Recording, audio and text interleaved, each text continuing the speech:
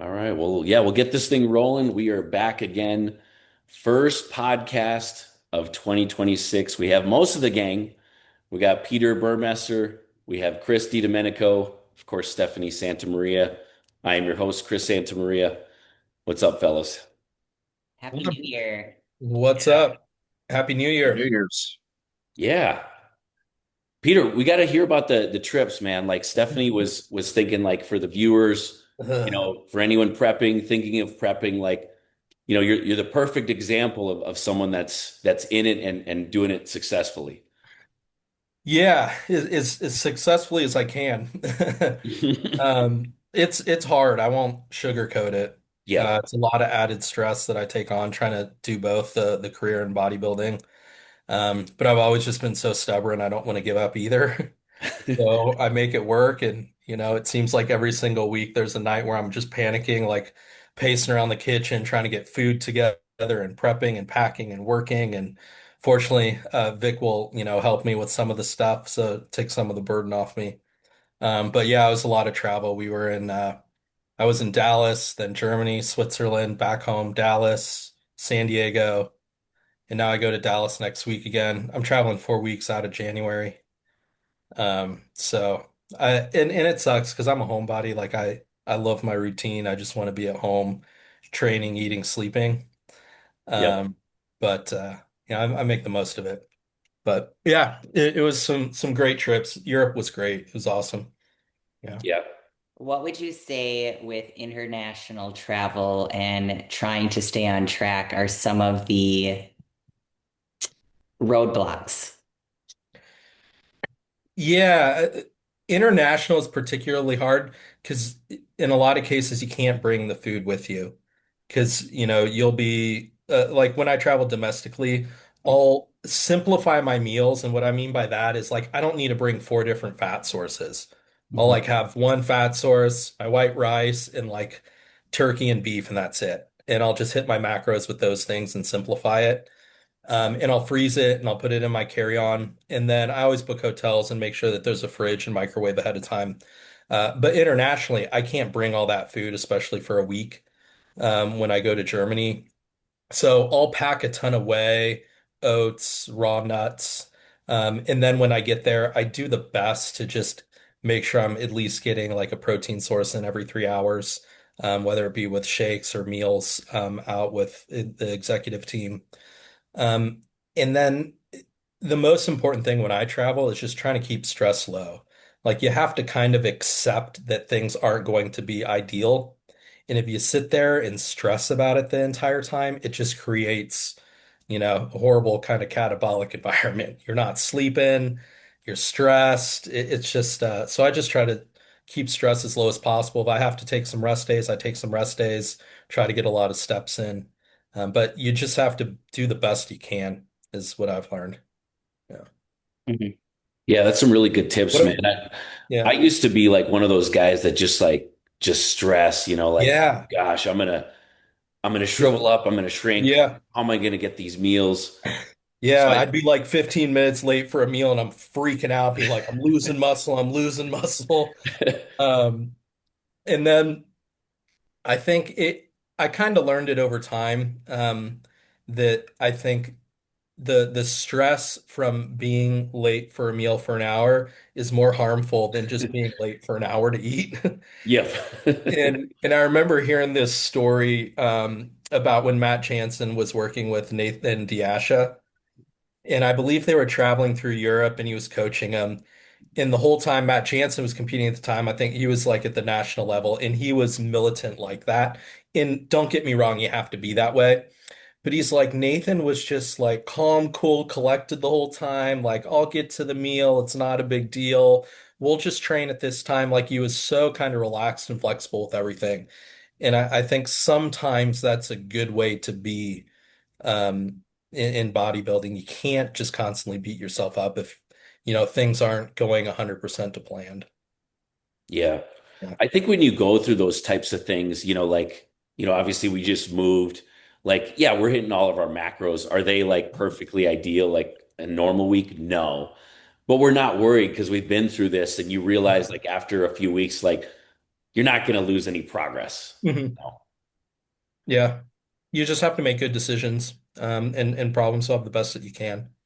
Yeah. Yeah. I mean, Um, even like the first day we got here, we 2 days of driving, 24 hours, and then we went in to train back. So back was like our first workout. And it's like, well, sitting in the car, sleeping on an air mattress, like probably not a good back day, but like it turned out to be like one of the best back workouts I've had like all year. yeah. Also understanding like if you're sleep deprived and you're dehydrated, the worst thing you can do is go into the gym and try and like PR on something, you know? Yeah. And I hear of so many guys getting injured because of that. They like took a 12-hour flight to Europe, went straight from the airport to the gym and like tore their pec. It's like, no kidding, you're kind of asking for that. So I always make sure that I'm well hydrated, rested, got good sleep in before I go in and punish myself. Yeah. Yeah. How about you, Chris? It's been a few weeks. Where are we at with, you said you were kind of doing like some of the gut protocol, some different strategies. Yeah, I've been on a clean out. I forget what I said last podcast for God, 5 months. And then I did a GI plan.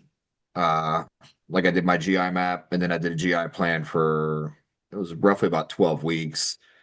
Um so now I'm in like the post GI plan phase. I don't know what you would even call it, but I'm getting ready to retest, like do another GI map here soon. I actually just got it in. I'm doing that. I'm doing a heavy metal test and also I forget what the other one is. But just to see if if I improved it. I wasn't the best on plan.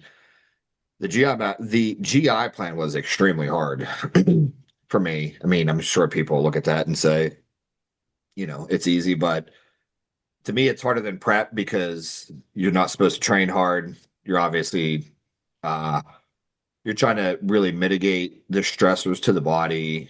Like the foods, the diet, the foods are much more strict than prep.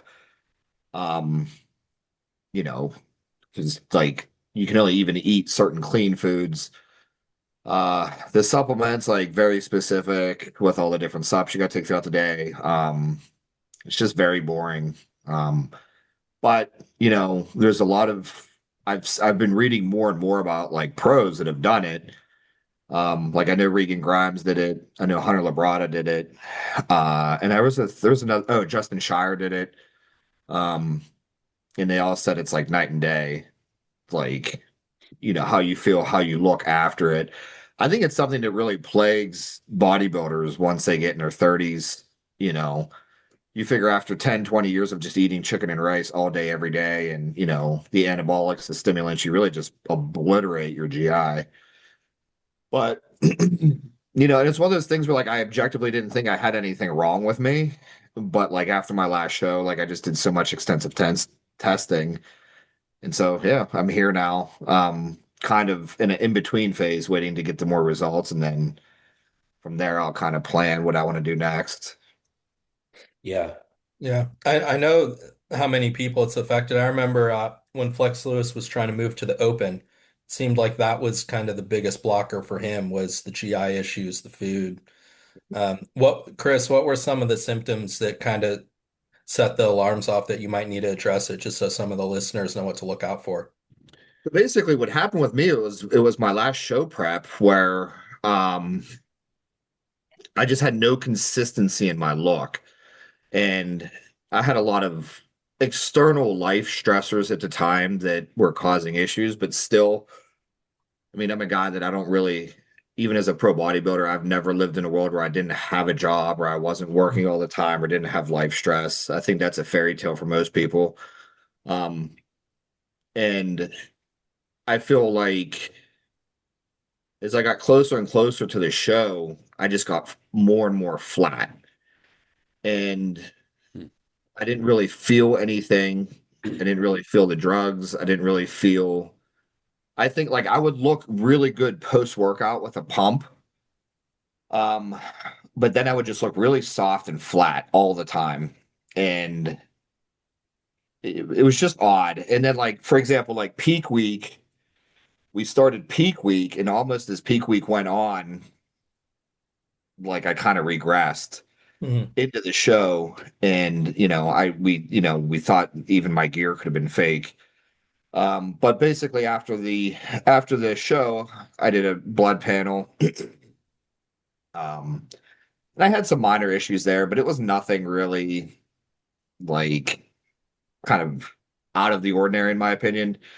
But then I did the G. So somebody told me to do a GI map, and I did a GI map, and uh, basically I had H. pylori, and then I had like my bad bacteria was high, my good bacteria was low, leaky gut, low Mhm. stomach acid. And I mean that's like from all those other guys I listed, it's like identical. Like everybody has that. Yeah. I mean, I'm not saying everybody, but like all those other guys like had that same thing where it's not like I had a parasite or uh anything like really out of the ordinary, but there's like enough little things that kind of I just like catches up. Like the leaky gut alone, is you're gonna run into issues with that. Um so yeah, and I think, from the research I did and, following a lot of these other guys, I think it really attributed to the fact that like of my look and just like it was just a very average experience like the whole time. Yeah, and probably not even absorbing a lot of the nutrients you were putting in. Yeah. I mean, that's the problem is, the absorption goes to hell and like and the thing is like I didn't have issues going to the bathroom or digestion issues. Didn't really feel anything, you know what I mean? But like yeah, it was odd. Just going into the show, I was just like, man, I feel natural right now. It was just odd experience. Are you someone that pushes food and force feeds in the off season?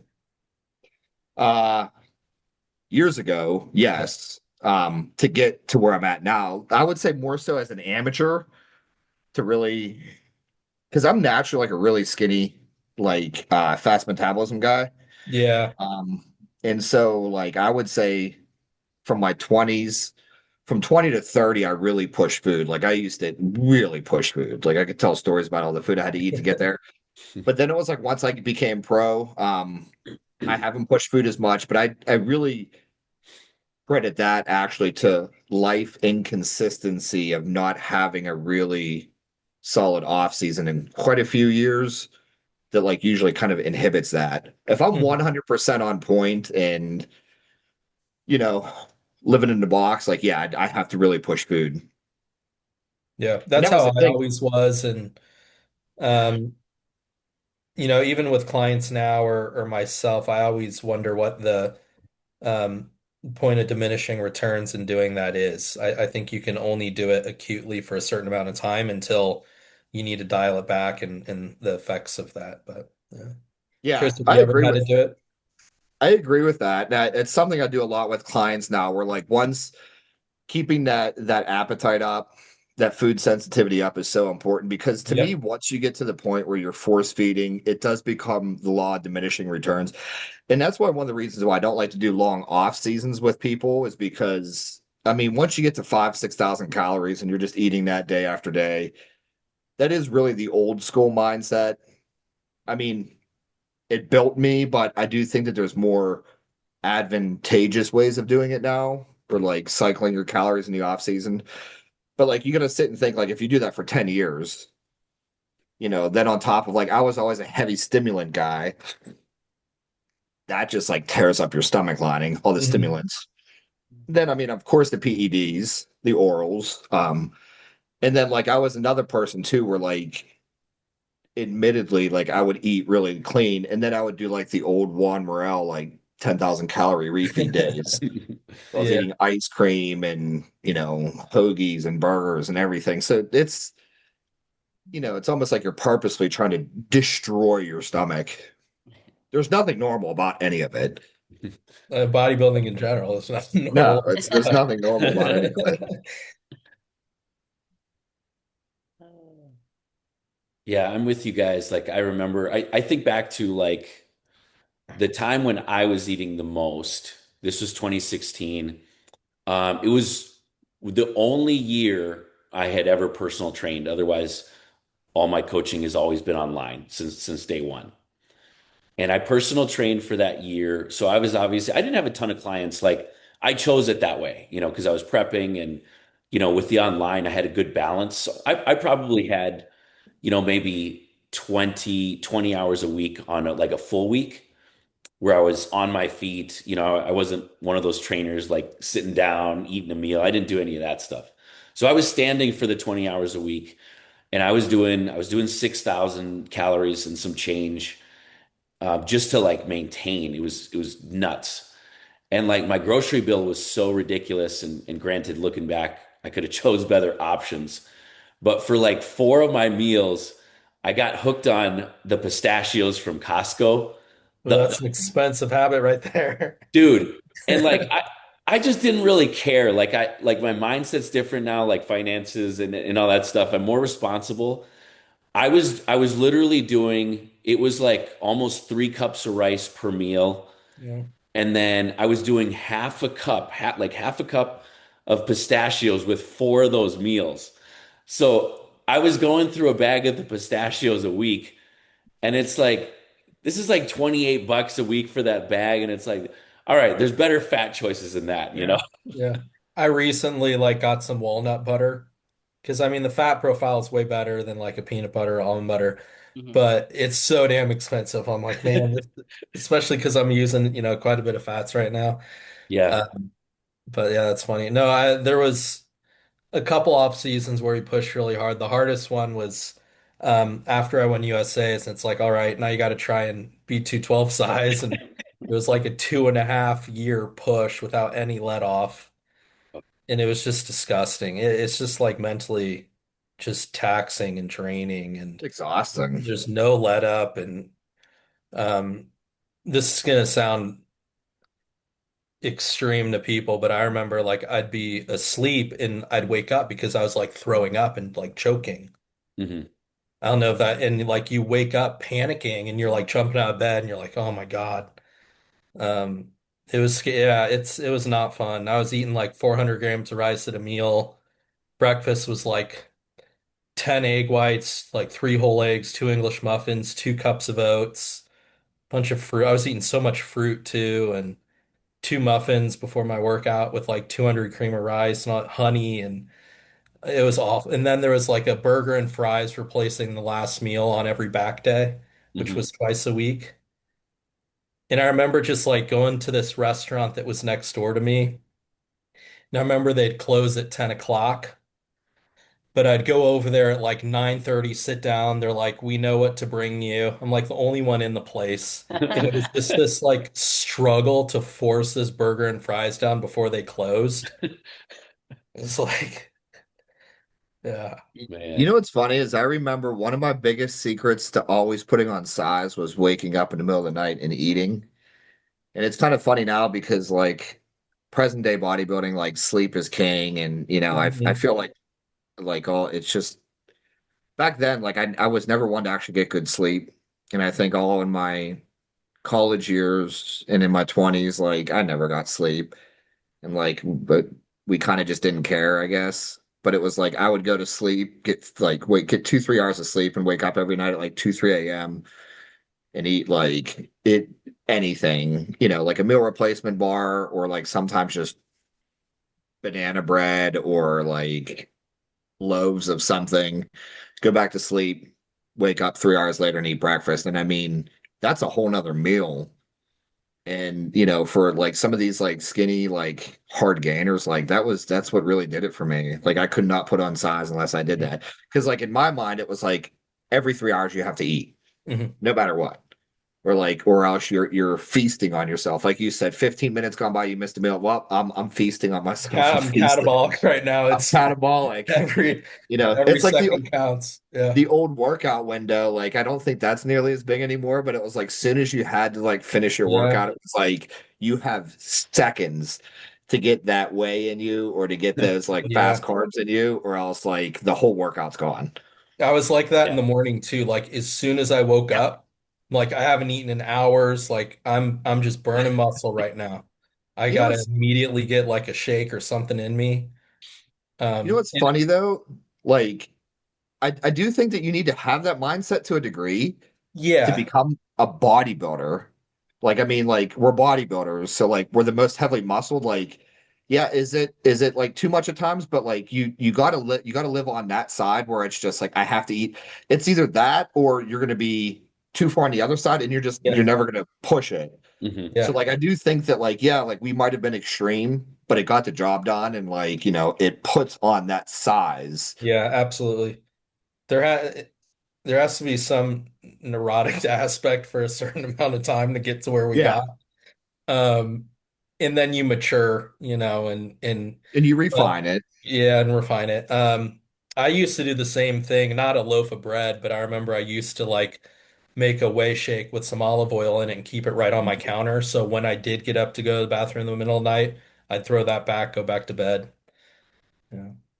Olive oil is is another huge secret for like if you're trying to put on size. That's what I used to do because like chicken and rice, there's not that many calories in chicken and rice, and yeah, you have to eat 300 grams of rice.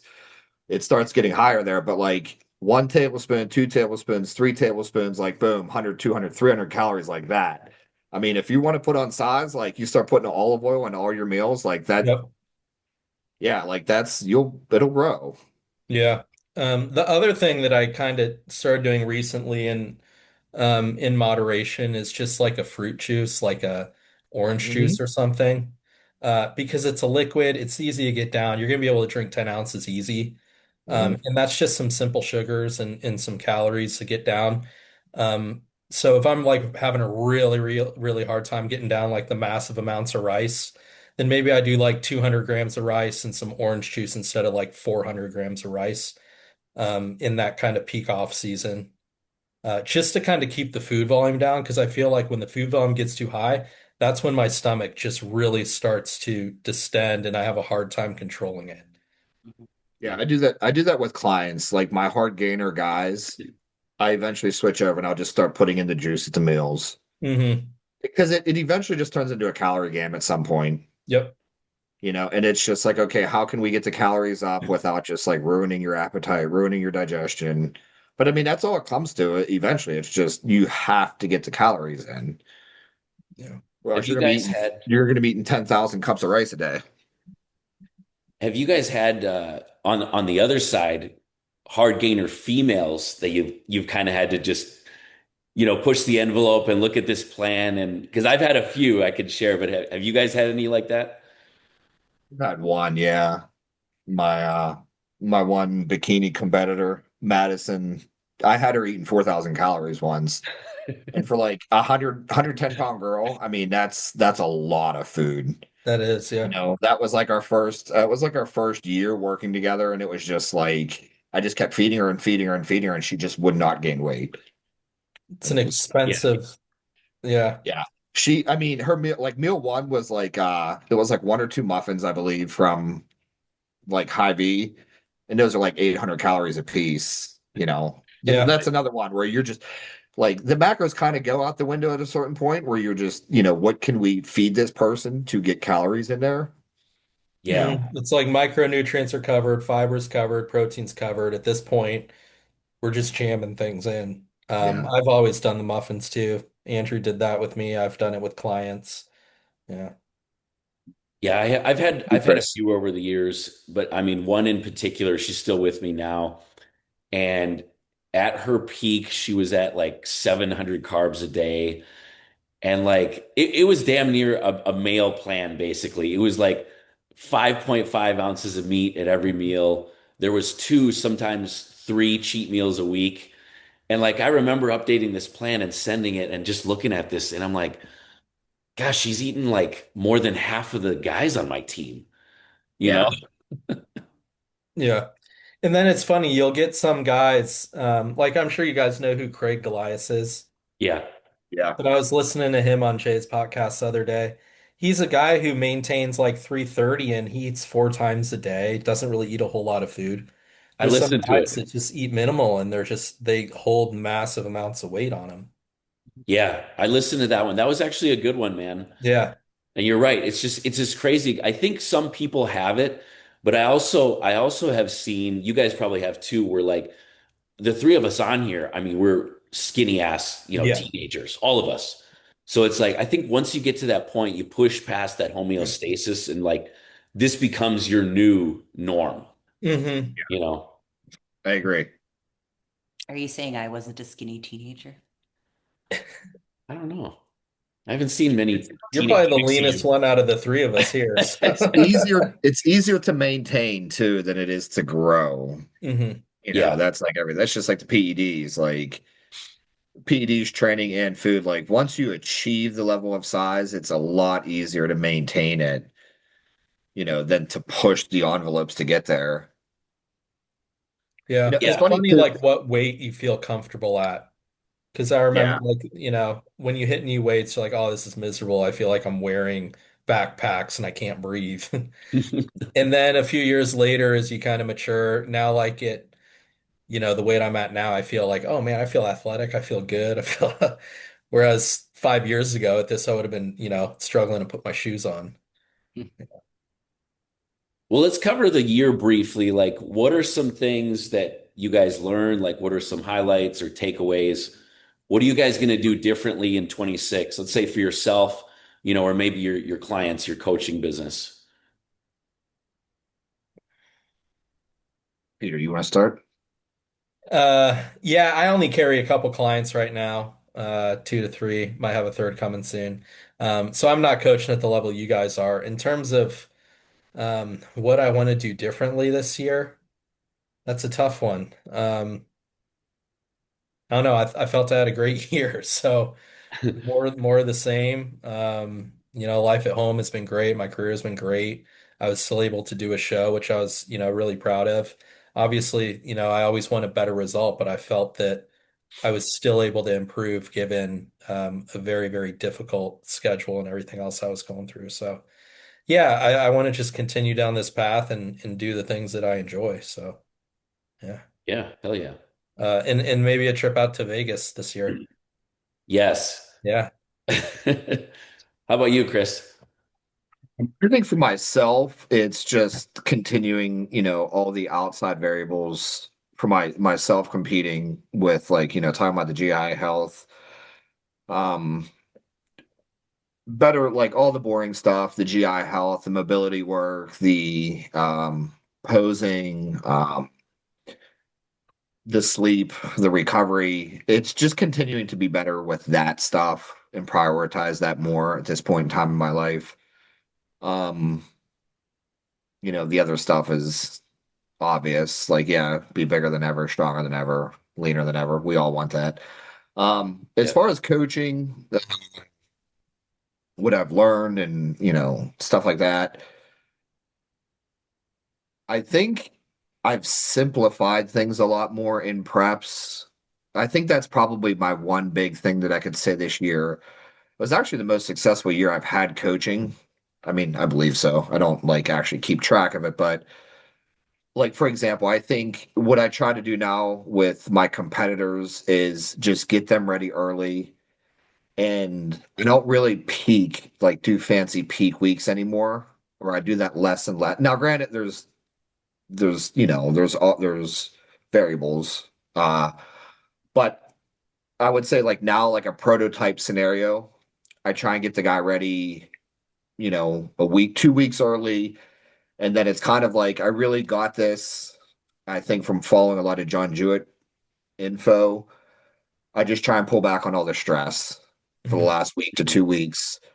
I really don't do much with the base. Now, what I'll do at 2 weeks out is like I really start to focus on the water, the sodium, um, and then little by little with that, what I'll do like base plan wise is just perfect it more. So like if there's, I do like to pull the shakes out if there's shakes, like more whole food. And I do like to start to set up a system of like, chicken, beef, like alternating meals, just like whatever, like to really streamline it going into peak week. Um, but yeah, like I don't really do as much of a depletion carb load I kind of just find that happy medium and then try and ride that into the show and then really focus on like the pulling the cardio, the steps. Even with like the PEDs, like, I do less with that, I would say. Um, I actually like to like keep test levels in higher now by getting guys, we'll use males specifically, getting guy lean, dry, and then I like to keep instead of like, because I was a big believer in like you pull your test, you pull your GH, so many days, weeks out from the show, like, we want to be dry, dry, dry. But like what I'm finding more and more is like by getting them to that ultimate level of conditioning. And like, yeah, like everybody's gonna listen to this and be like, yeah, well, that's common sense. You should be conditioned. But like we all know how it is coaching people. You know what I mean? Sometimes like it's peak week and you're throwing a kitchen sink in to get these people on stage. So like, yeah, in a perfect environment, like I don't always feel the need anymore. Oh, like test has to come out. It's so many days out from the show, or like your GH has to come out so many days from the show. Like I think that's what I'm trying to get to is like I'm I'm thinking outside the box more and just trying to like really, if someone looks great a week out from the show or 2 weeks out from the show, I look at them now and just say, how can I make you like a 0.5% better? How can I make you a 0.5% better? And what it does is it takes the variability out of the peak week where they're less likely to be flat, and I feel like that's what actually ruins more physiques than anything going into a show is they're just flat on stage. And by getting them conditioned earlier and just pulling back their stress, I feel like they're hopping on stage fuller and harder. That Mhm. was a really long-winded answer, but what's your feedback, thoughts on that? Yeah, I agree. I totally agree, man. I think, over the years, and you get better every year, like a good coach is going to get better every single year with their athletes and with new athletes. And I think too, it's just like I've always kept a simple, like I used to hate like when people call it peak week. For I anyone still that's hate it. for anyone that's worked with me literally for the I past don't 20 know. years, I don't put peak week, so I put final week in the email. And Yeah, then, they'll Good reply idea. like I happy just peak say one week. week out. Yeah, so I just put final week. I've never called it peak week because like, you hear of the voodoo crap that coaches are Yeah, there's doing. just this aura online and on Instagram, people posting peak week that like all these tricks are going to come out of the bag now. And I'm going to do all, and it's like, Yeah. hold Yeah. on. And I've always leaned that way. I would say 90% of people that compete, they're like, man, I looked my best at 2 weeks out and 2 weeks post show. And Yep. it's like, okay, what were you doing in that window when you didn't look good? And it's like, oh, all the shit I wasn't doing the rest of the year. I wasn't sleeping right. I was doing this. I pulled my sodium. I did this. I loaded water. It's like, Yeah. so I've always tried to keep it the variables is uh uniform as possible through and just keep stress down and not be afraid to kind of just pull back on things a little bit so that you have more of a fresh look. Um, because at that point, at a week, 2 weeks out, if you're not in shape, anything that you're going to be doing to try and get extra fat off is probably going to do more harm than good at that point, in extreme. So yeah, I I agree. agree with a lot of that. I've always called it Pee Week because I'm going to the bathroom all the time. Yeah. I I think I was just gonna say, I think that on that topic, I think that a really good coach can look at every client different and realize, like one week I'm training a 23-year-old natural female competitor for whatever show, and then the week after it's a super heavyweight bodybuilder.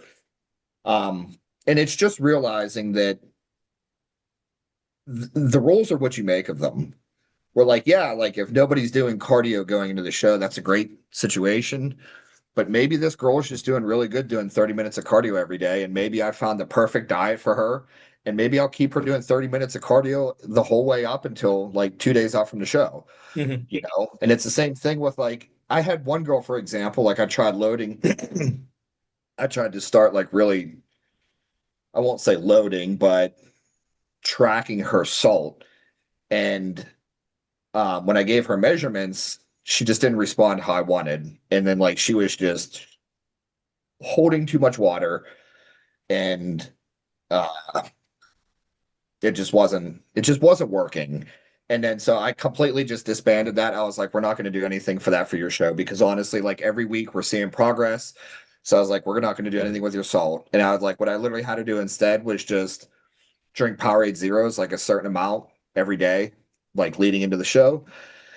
And that was enough for her salt protocol. You know what I mean? And um very out of the ordinary, didn't do that, but it was just like, hey, everything else isn't working and this is working with you specifically. So we're going to do that. And she went in the show and she did well. She looked great.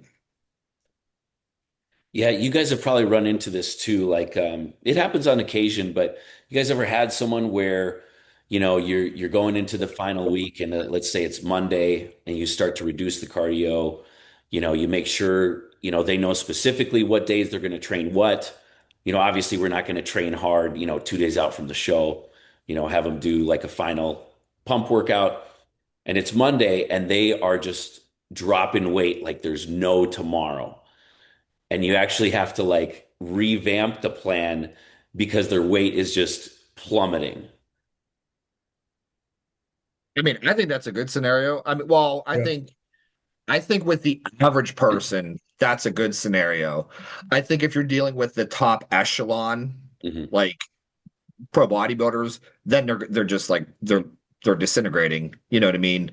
Yeah, Um, like James Hollingshead talks about that happening to him a lot, where like he'll just like drop 10 pounds in 2 days. But I think for the average person that's like, doing your average regional show, I like that because like then it's like, okay, like I mean, we're really I hate to say it, seeing progress here. And then I feel like we have momentum, and then I can start to like in that situation, like I actually will like carb load them. I will like you really kind of like take that and run with it in a good way. I think a counter to that is what I've seen before too, is where I will, because I'm a guy too that will like, with some people I do cheat meals, and with some people I do like clean refeeds. Like if I've been doing like some people like I might have them do a cheat meal every weekend for the whole prep. If it's working, like I won't break it. Like I'm kind of old school with some things like that. But I've seen it where like I can think of one guy where I had him do cheat, like we did a lot of cheat meals, and then it's against what I usually do, but I did not have him do one like the week before the show, hmm and it backfired, and he actually started to regress into peak week, and like the scale started to go up, and it like wasn't looking good. So it was like Tuesday before the peak week. I literally had him do a cheat meal like on Tuesday before the show, and because I like it stopped the regression of the look, in my opinion. And then I was like, okay, like I'm gonna have like he always looked best like 3 days after a cheat. sure. So like it's Tuesday, so like we're just gonna literally throw everything out the window. We're gonna do another cheat today. We're gonna treat this like a typical basic week. Shows on Saturday, and we did that, and it worked. Yeah, You know, but again, that's like thinking outside the box. Where like it was getting away from me in a bad way. You know what I Yeah. mean? yeah. For me, I can't look at it in a vacuum. Okay, their weight's dropping. Well, how does it look? Like if they're looking better, I'm not going to touch anything, and I'm not going to get swayed by what the scale weight is the day of the show. I think so many people are like, "Oh, I want to be at the top of my class. I need to be at the top of my class." I can't tell you how many guys have won the heavyweight or super heavyweight class being like at the very bottom of the range because they were in shape. hmm Mhm. Um, like Carlos Thomas Jr. won the super heavies at, like 206 or whatever it is, like right at the bottom of the ranges. So, um, yeah, I think I'd go by look, but if they were starting to drop a lot of weight, then yeah, I'd start bringing in a lot more fats and try and slow that down. hmm Yeah, I had one where I've had this happen a couple times where I had one where, you know, we pulled the artificial sweeteners, and it was just like the weight was just plummeting. But it was actually a good thing, like Chris was talking Yeah. about, where it was like we lost a lot more weight than I was predicting, but then we also got to like further condition than I thought we could actually achieve. Yeah. Great scenario. Hmm Yeah. Yeah, it was good. Not to backtrack, but while we were all talking about that, I thought of something that I want to do this year a lot more of. Hmm. And that's just like finding some stress relief and things to do away from bodybuilding. I noticed a lot this past year. For me, like, my career, my work day was always the source of stress, and then my hour and a half at the gym was the relief after. And I was able to, get through decades doing that. But I've felt that more and more, like the deeper I get into bodybuilding, the longer I know that, I'm at the tail end of my career, and there's a lot more pressure now when I go into the gym that like I need to be progressing. I need to be progressing. I need to perform, and it was becoming a lot more stressful than it was in the past. Um, so now like and you guys I'm sure have seen it on my Instagram, but now I just like go on long walks all the time. Like Monday, Friday, Saturday, Sunday, I'm out there for like hour and a half, just like exploring the lake and the beach and the waterfront and the parks and the neighborhoods. And that's like the one activity I can do where there's no pressure on me to perform. I don't even have like a destination I need to get to. I just walk and relax and like take my mind off bodybuilding and work. So I've told myself like I need to continue doing stuff like that. Yeah, that's key. Mhm. I think that's excellent.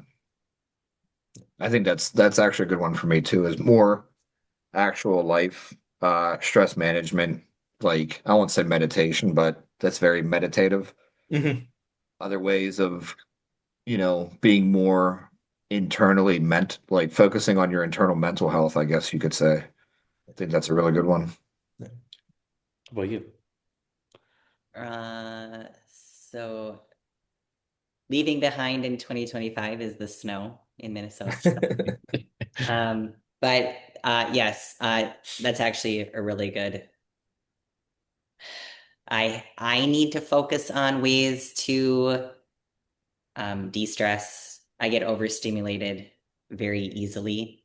I put a lot of pressure and expectations on myself, not just bodybuilding, in life and tasks and things I just want to get done every day. So it's hard for me. I love to read, but I can tell you the last time I read was in September. Because that's the last time I actually I allowed myself time to read. Um, so I need to make more time for things that bring my stress levels down. Mhm. Um, I'm really bad at that. Yeah. It's making time for things you enjoy. Hmm.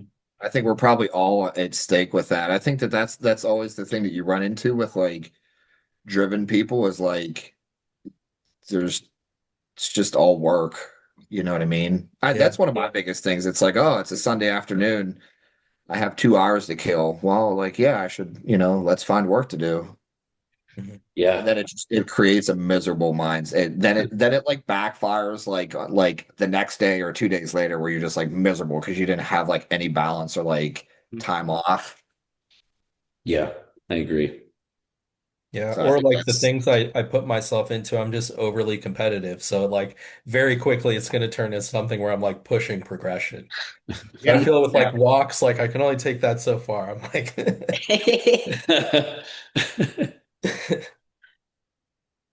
Chris? Your answer, Chris. Let's see. I mean, I always, I share this with my team a lot. I've probably shared it on here. Like, I always write down my goals for the next year. Usually kind of winding down, I'll kind of look at my goals, and you got to be honest with yourself. Like, yeah, I didn't hit all the goals for 2025, and that's okay. Like, you don't beat yourself up, but you look at them in a way, like Peter was saying, how can you progress? How can you make changes to hit the next goal, whether it's the same one for the following year or a different one for the following year? So I wrote down my goals, and I did hit a lot of the goals that I wanted for 2025, which is good. Didn't hit all of them, but I think, don't beat yourself up, but then you have to still hold yourself accountable for those next set of goals. I think from I think from a coaching standpoint, we've talked about it a little bit on the pod here. Just being continuing to level up as a coach. Like we've done mentorship programs, we're always trying to learn, but also just kind of taking a step back and just making sure that you are checking all the boxes for your clients. Like we had a massive year this year, but then we had, some kind of, let's just say, unusual turnaround where like some bad apples left the team or some people kind of quit. And, I kind of look back and I don't point the finger. I pointed at myself, like, how could I have been a better coach? Did I drop the ball or was it actually the client's fault? So I'm going into this year. We signed up a bunch of people already, so it's already like trending up. But then it's also not time to celebrate. It's like, no, I have work to do. I got to make sure that client retention is high, that we're hitting their goals. And, kind of like we talked about a few pods ago, is like being a person. Like a lot of coaches out there, you guys know, it's just a business and they don't give a shit. You're just a paycheck.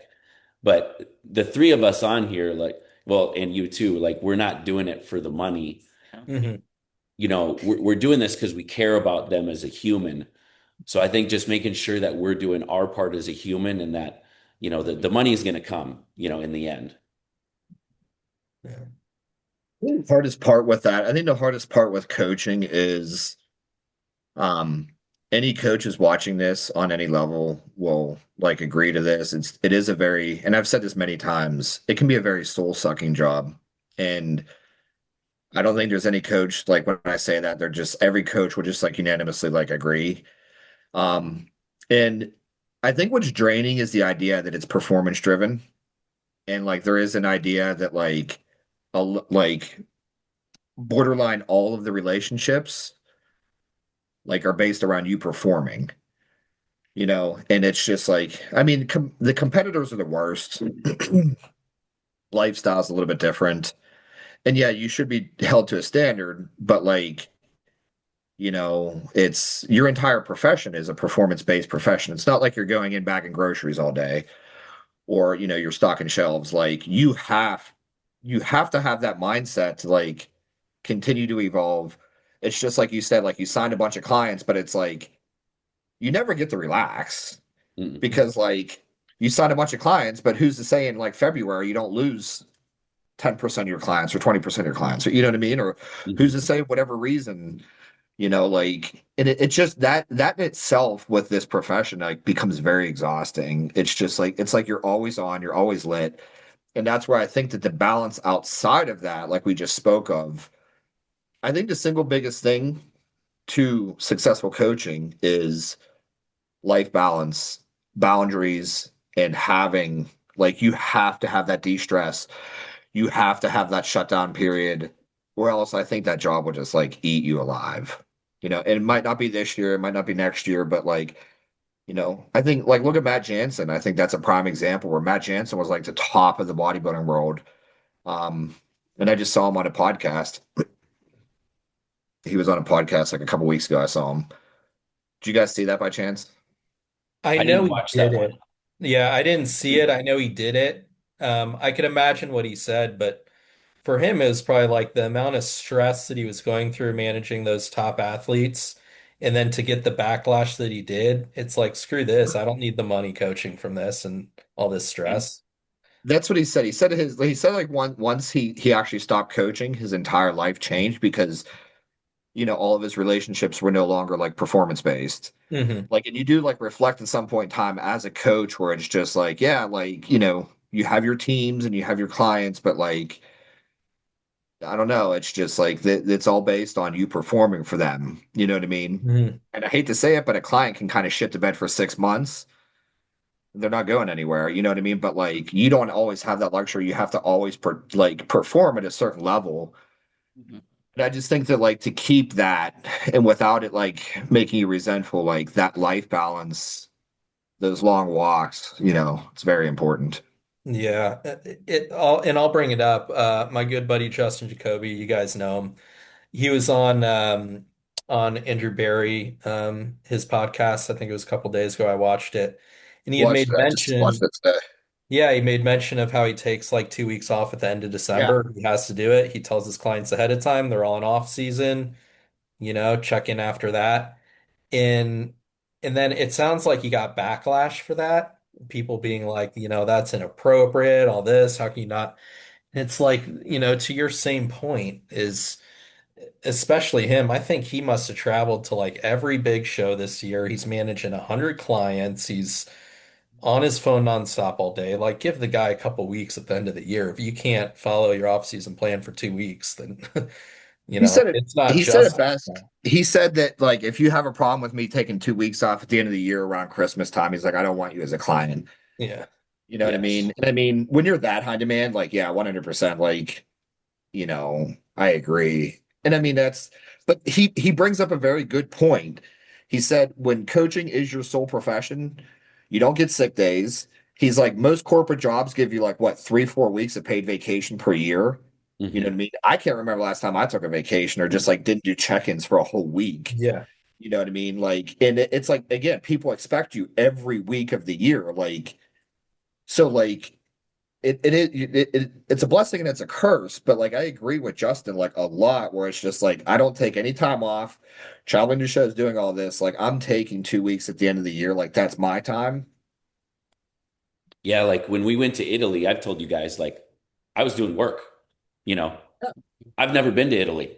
That's her number one bucket list, and I'm over here working.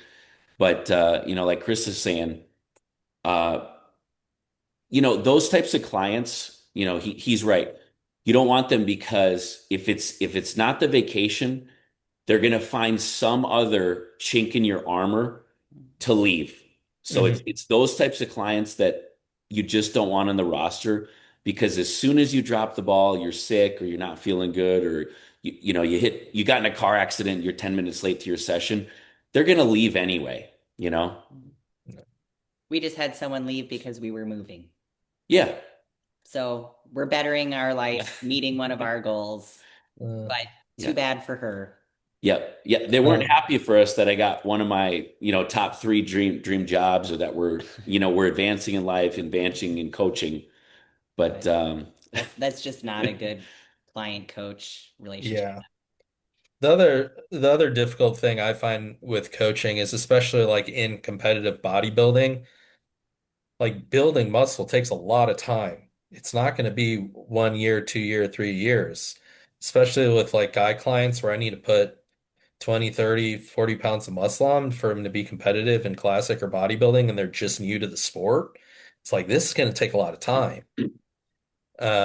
So, getting them to stay motivated, week after week and check-ins when they don't see the progress right away is really the hardest part and just making sure that they understand that, yeah, congratulations, you did great this year. But like you're gonna have to stack a lot more years the same way on top of it to get to like where you want to be. It's Yeah. not it's not my fault that you didn't get there in 1 year. Like this takes time.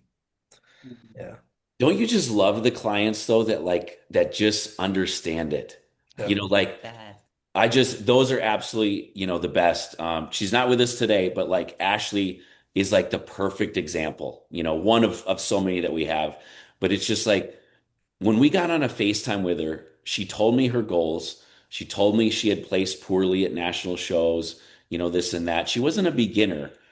And then she's like, I want to go after the IFBB pro card and figure.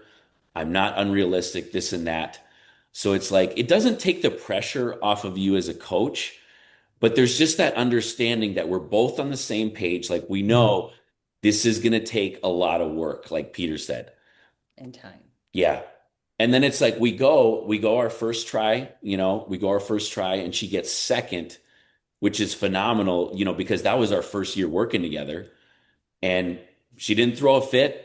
She didn't complain. She didn't say politics or other bullshit. We went right back to work. And then we won last year. We got the pro card last year. Yeah. And I think especially with social media, there's this just like confirmation bias. What people see is like the highlights and people posting that they turned pro. Yep. Oh yeah. So, I've had people close to me who are like, everyone I knew turned pro this year but me. And I'm like, you just saw them on Instagram. Like the girls that like, we're second call out for the 10th show in a row aren't posting, well, got smoked again. Peter, Um, that's my favorite quote on on our podcast with us. You said like I don't even know how long back, but it's like you're forgetting about the 452 people that lost, you know. yeah, yeah. All right, so we got a few questions. Got a few questions here. Let's see. Does suffering build champions or mostly just break people? What was the last part or what people? Does suffering build champions or mostly break people? Oh, break. I thought you said Yeah. something else. I was like, um, I think there's some truth to that. Both. Um, Truth to both. I don't think like suffer's the goal. I don't think it's, oh, unless you're suffering, you're not going to have a good result. But I think accomplishing things definitely is going to take some discomfort and doing things that, you haven't been through before. That's the whole point, or else you're not going to get there. Hmm. Yeah. So yeah, I think that there's definitely suffering and sacrifice and discomfort in achieving anything that you haven't achieved before, or else it wouldn't be worth it. Hmm. Yeah. You Yeah. guys have probably seen it like it's a double-edged sword. It's good and bad, but you have that freak of nature that they just cannot lose. And it's so good for you as a coach because you look like the superstar too. We've had so many, but then it's like at some point you have to lose because you haven't experienced that and you just unlock like this new motivation that you never had before because everything came so easy. Yeah. And I've talked to you about this, Chris, and this is something I've always preached because I see it all the time in bodybuilding, other walks of life. It's like the suffering and the difficult journey is what gives it meaning. Hmm. Because I've seen a lot of athletes that have all the talent in the world, all the genetics. They eat 2 meals a day, look like Phil Heath, and win their first show, and they win their second show and their third show, and then they disappear. They walk away from the sport. And it's like, what the hell? Like, you had the greatest genetics I've ever seen. They Hmm. just didn't really have any desire to do it anymore. They didn't care. It didn't really mean anything. It was easy to walk away. Hmm. Um, like there's this girl that I had known who Justin had coached, like insane physique, like 21, like won the local overall, went to the national level, turned pro, and then just like walked away and started golfing, you know? And Man, it's like the easier it comes to someone, they don't have to go through that, the lot easier it is to kind of walk away and it just not having any meaning to you. right. Yeah, I totally agree. Yeah, I think that especially goes for males. I think that some of my friends in life, some of the males that I've known in life have had such good genetics. And it's so heavily linked where like good genetics or good whatever, they don't have the mental side. Mhm. They can't. I think females is a little bit different. I think that I've seen a lot of female genetics that like there's not as much in the female end as males. I just know a lot of guys where it's just like, man, within 6 months of lifting, they're doing 315 on bench. And other guys, they'll spend a lifetime, they don't bench press that much.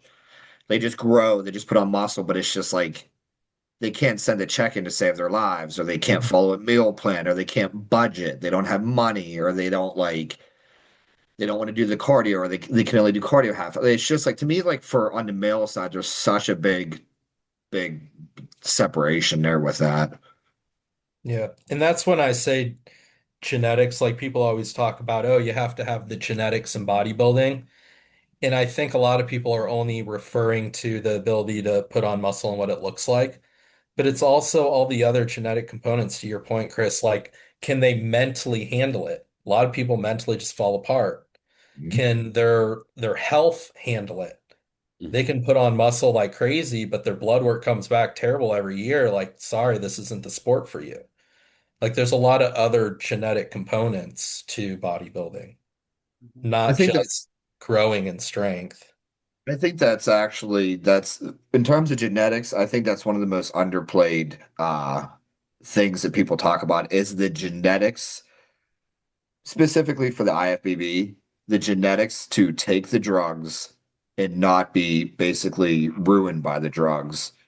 Because I've seen the same thing where a guy's doing a TRT dose or he's doing his first cycle and, 6 months later his blood work's trash. And I've seen other guys that literally will do 6 months of prep, a rebound, everything, and it comes back, their labs are like flawless. It's just like, I think that that's one of the biggest. People think, again, that people think genetics is like, oh, how fast and how big can you get and how does that look? But like, genetics is also like how fast your metabolism is, how like naturally lean you are. I mean, Mhm. those are some of the best bodybuilders where it's just like they have a great physique. They have, I mean, the structure, the muscle bellies, like how lean they are. Like, yeah, like they just got to kind of eat shit for a while and like put on size. But like once they do that, it's going to be lights out, Yeah. you know. Are your But like, joints gonna hold up to the training that's required?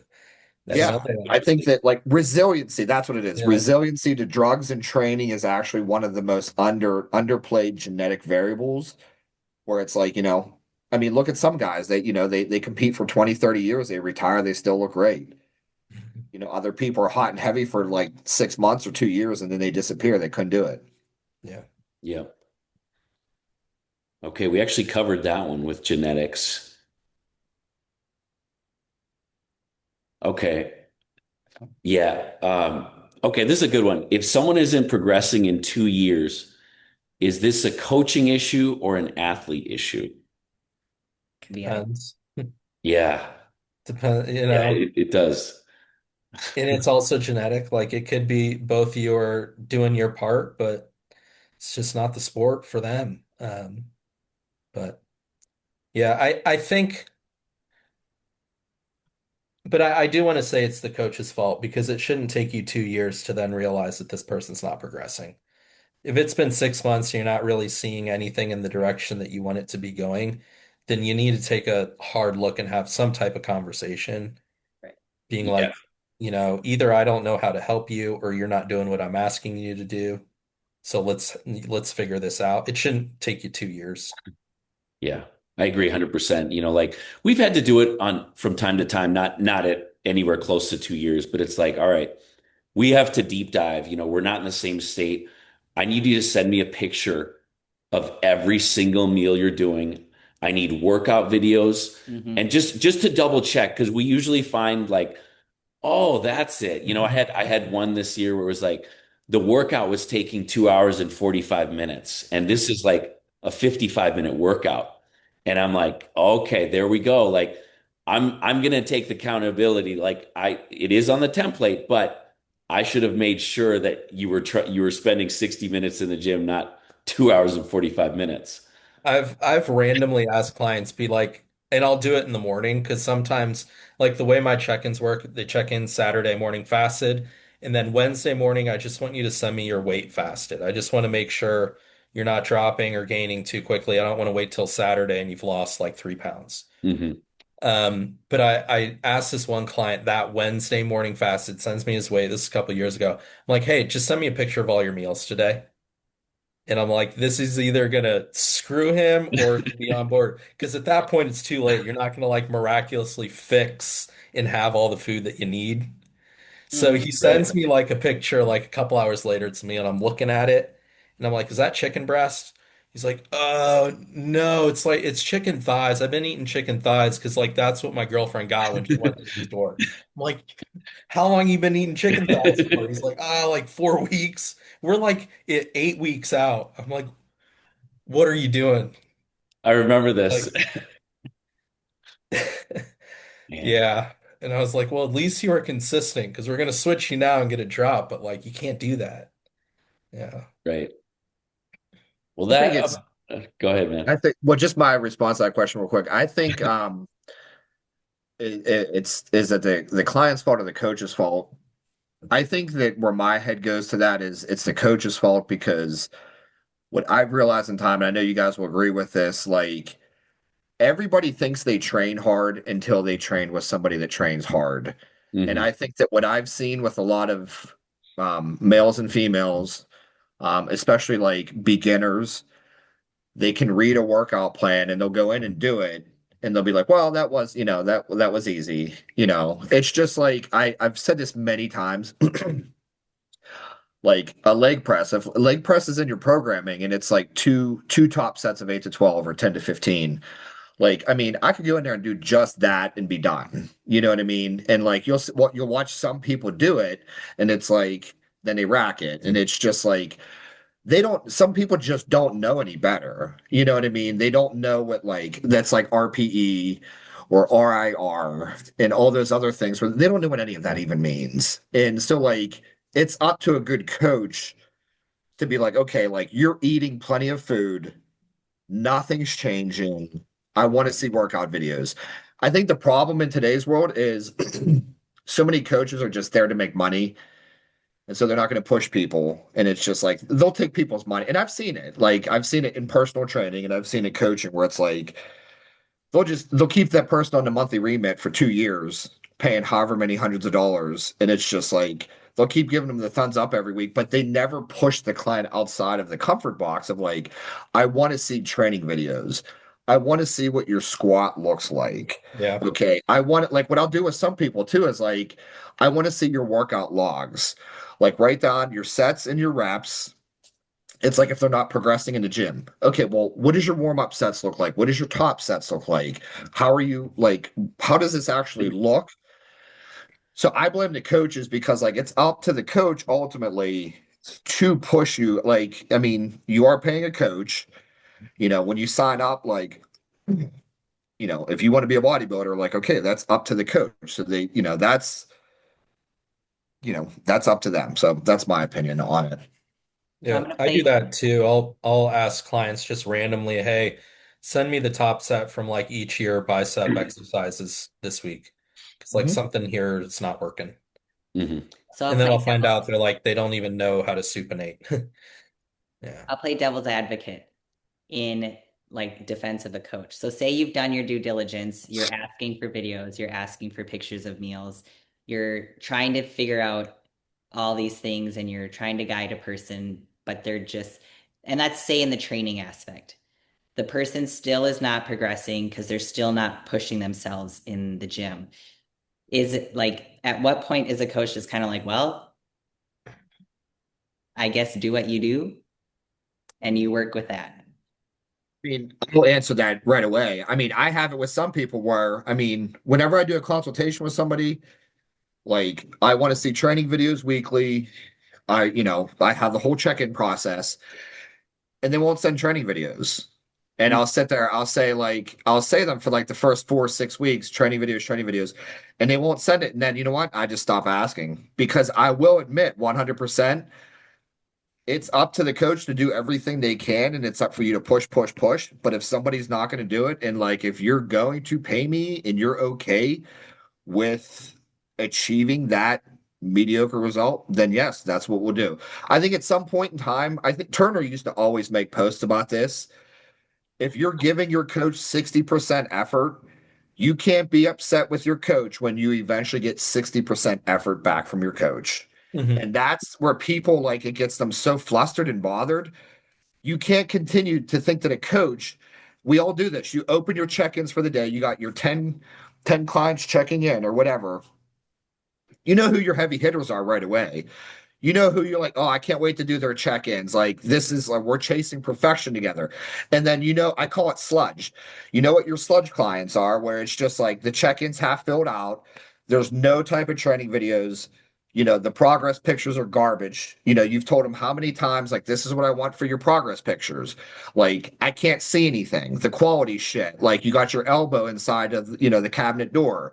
Like, and you'll tell them and tell them and tell them. And it's just, at some point in time, like the coach does relinquish the responsibility. I do 100% agree with that. Yep. I know. We're all working with adults, right? In Yeah. Yeah. in those cases though, I'll be very honest. Like if someone's not giving the effort to training and messing up their diet and missing check-ins, and then they start coming to me about how they want to win, the gladiator in the fall. I'll be very honest. I'll be like, we're not doing the things that we need to do to win right now. So like don't expect that type of outcome. I Uh, agree. yeah. I don't sugarcoat it. I'm like, this is what is to be expected with the effort you're putting in. Yeah.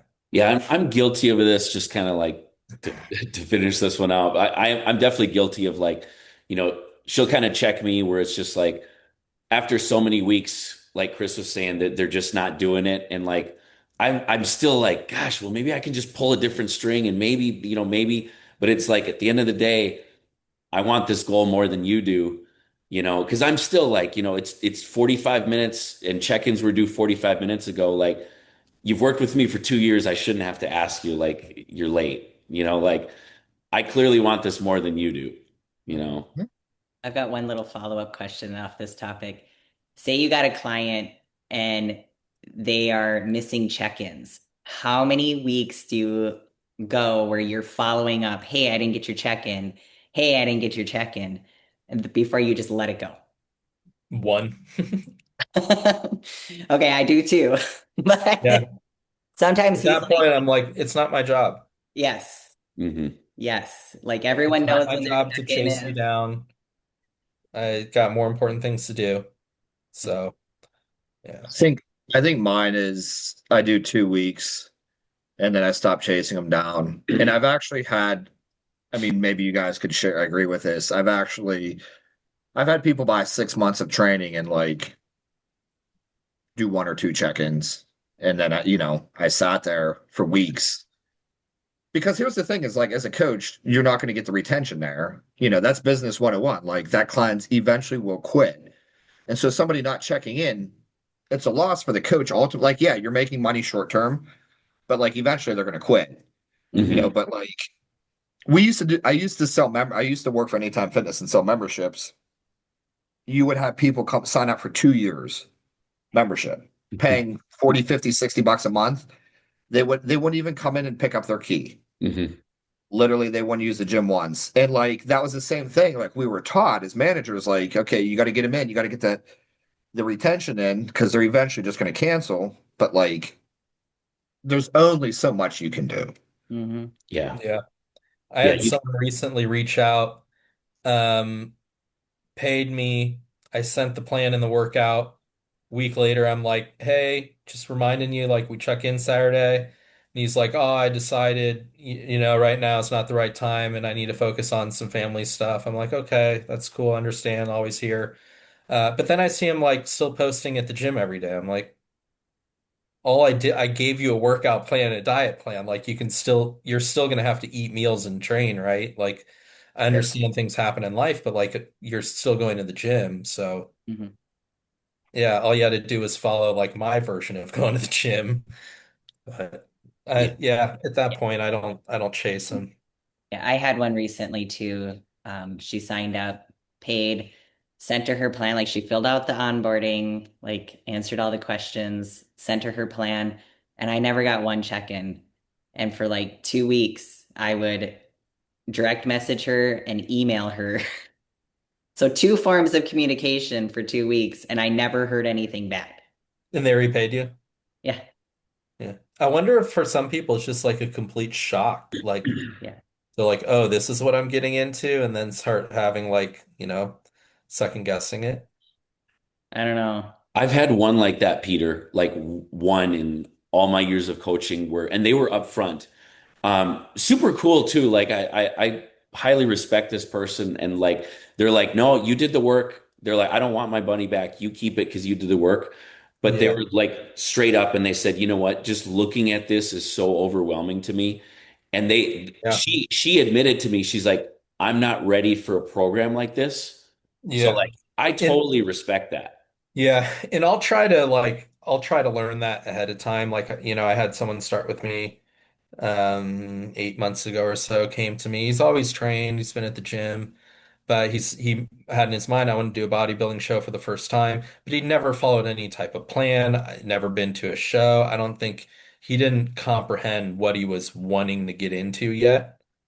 So when it's that type of client, I start them off real easy. Like I'm not gonna go from where they're at now to like, okay, now you gotta eat 6 meals a day and do this. That like that's a stark difference from what they're used to. So I'll try to ease them a little bit more. Like, okay, we're gonna do like 5 meals, and 2 of those are gonna be shakes. So like they'll be easy. And so I try to ease them into it, and I make sure that they understand over time, kind of like, hey, there's a show coming up. I want you to go and watch. Like you've never been Right. to a show, you say this is what you want to do. I want you to see what it is that you're going to be doing, and yeah. 100%. Well, as we wrap up, uh, Peter, I know you watched the documentary. Yeah, it's great. Have, have you seen it yet, Chris? No, I actually have not. I want to. Okay. Um, Real quick, what are some things you liked, Peter? Anything you would have changed? How long is it? Nothing I would have changed. I liked that it went through the process of like once you got to the national level, like just how many times it took you. Like Mhm. that's what I wanted people to take away from it. Is that it's very rare that someone like gets to that level, turns pro, and it's all, butterflies and rainbows. Took Mhm. you how many attempts? Like 17 national shows or something crazy like that? 16. Yeah. Yeah.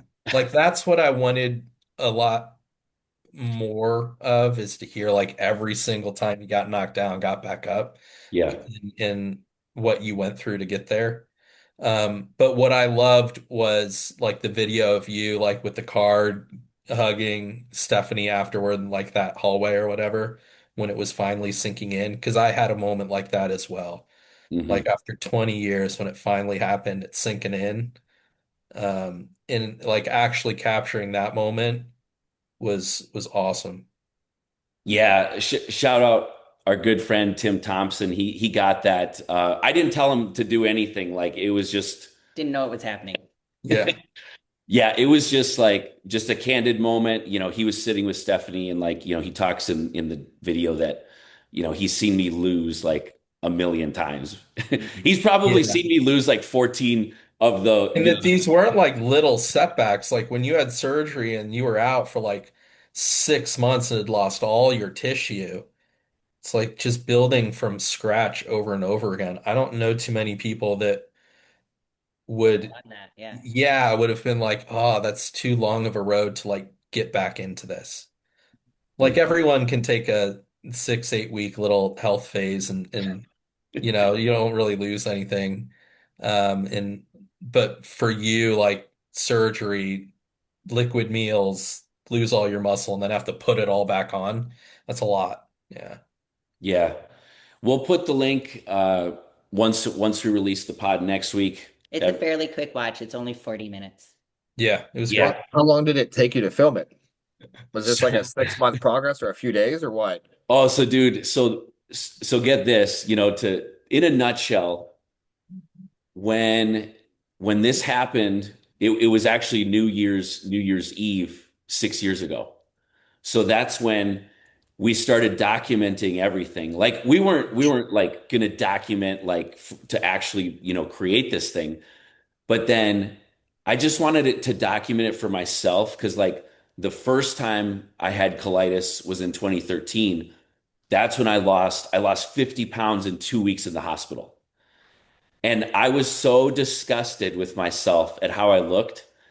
I didn't take any pictures at all. I had almost no footage. And kicking myself, I was like, gosh, with social media now, like imagine if I had those pictures now to post. So I Mhm. knew going through this, I'm like, I'm going to document everything. And it's funny because after I had went through the three surgeries, the full colon removal, the takedown surgery where they removed the bag, and then the next surgery to fix everything. And then it's like, okay, now I'm on top of the world. I win at Masters Nationals. Somehow I don't turn pro that night. And then shortly after, it happens again. Lightning struck twice. You're telling the whole story. They gotta go Enough. watch it. Okay, enough. So anyway, it's silly how it happened because when I had to do the surgery a second time, I'm like, okay, we're documenting everything. Yeah. But really, it took like 4 years to collect Mhm. everything and get someone to, he didn't actually answer the question here. Oh. So, and then get the right person to actually put it together because several people said they would do it Mhm. and then they dropped the ball. Yeah. So finding that person that actually put it together, and he did a great job. Mhm. Yeah, it was good. Shout out Brad Matala. Yeah, amazing work. Yeah, I'd check it out for sure. Yeah, we'll have to see what you think, man. But yeah, this was a great one. Happy New Year to you boys. Happy New Year to Happy New everyone. Year, guys. Come Good news, visit. guys. Yeah, enjoy Vegas. Yeah, we'll definitely, yeah, like I already have a client visiting next week. It's crazy.